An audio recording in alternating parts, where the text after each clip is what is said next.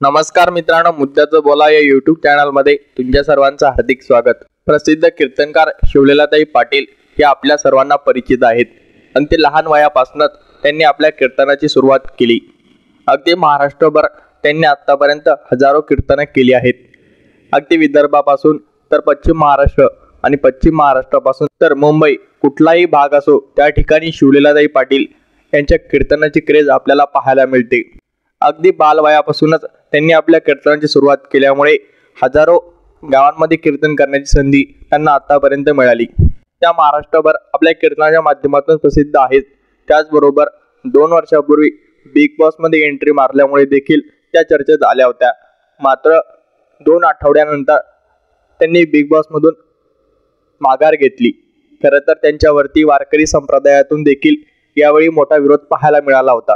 त्यामुळे त्यांनी कुठेतरी बिग बॉस मधून त्यावेळी एक्झिट घेतली असंच म्हणावं लागेल। शिवलीलाताई पाटील यांना त्या कारणाने कायमच चर्चेत असतात। कधी त्या तरुणांवरती टीका करतात तर कधी महिलांविषयी देखील महिलांनी कसं राहावं याविषयी देखील मार्गदर्शन करतात।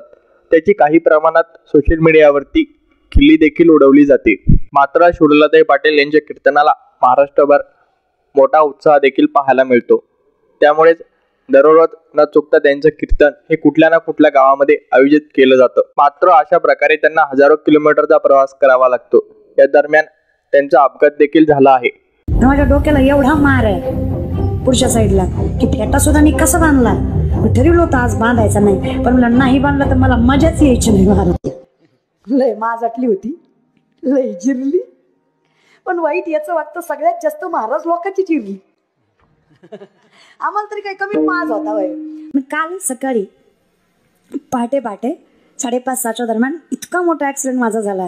जसा इंदुरीकर बाबांचा काल रात्री झाला तसा काल सकाळी माझा झाला। आणि माझी गाडी जर बघितली गेली तुमच्याकडनं तर त्या गाडीचा असा चेंडू झालाय चौ बाजूने।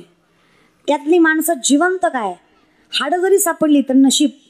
माणसांना कीर्तनकारांचा पैसा प्रसिद्धी दिसतं नाही कलाकार लोकांचे, त्यांनी फक्त कधीतरी सोबत येऊन बघत चला। आणि याच अपघाताविषयी त्यांनी आपलं प्रसंग वर्णन केलं आहे। शिवलीलाताई पाटील यांनी आपल्या अपघाताविषयी सांगताना खरे तर समाजाला देखील उद्देशून त्यांनी काही बाबी सुचवल्या आहेत।